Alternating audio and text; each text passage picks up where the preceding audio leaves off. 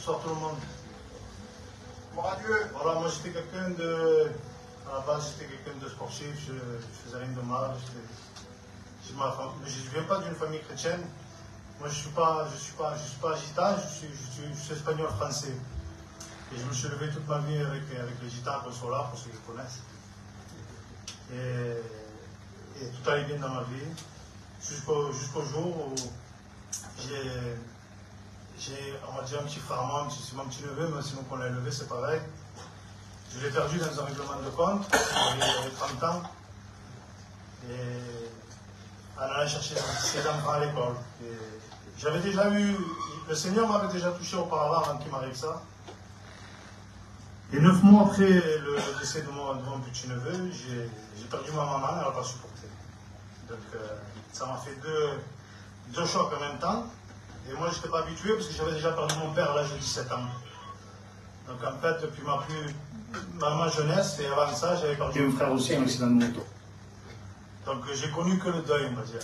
Depuis ma jeunesse, de ma mère, j'avais vu avec le deuil. Elle se l'est levée parce qu'elle était obligée. Chez nous, il est vers 7-8 ans, le deuil, chez nous, de Nancy. Et puis, je pensais être fort et je suis tombé. Moi, je pensais que la dépression, c'était pour les faibles. Je me disais, c'est rien. Et un beau jour, la dépression, elle est venue, elle a tapé à ma porte.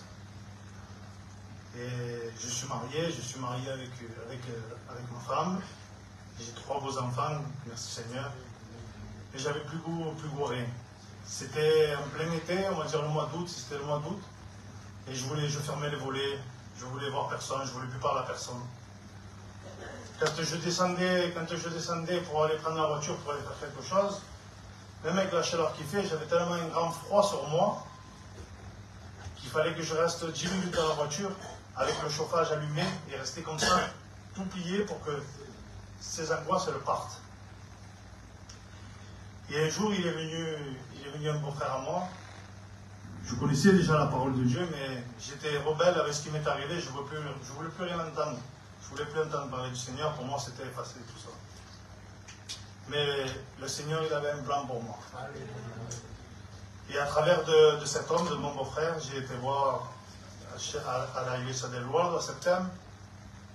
Et grâce à Dieu, grâce à la parole de Dieu, grâce aux frères, grâce à l'amour, c'est pour ça que ce qui a été l'Antoine juste avant, et ce que tu dirais l'Antoine, il y a toujours, avec le Seigneur, il y a toujours une opportunité.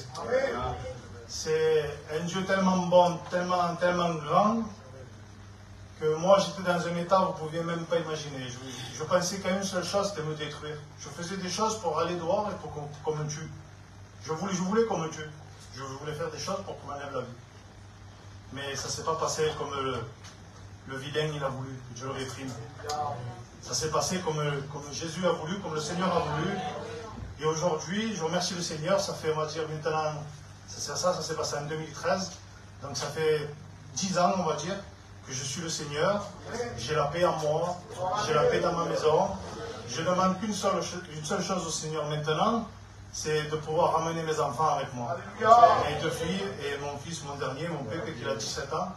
Je voudrais qu'ils viennent avec moi, mais ça je ne me fais pas de soucis, je sais que le Seigneur il va le faire. Voilà, Dieu vous bénisse.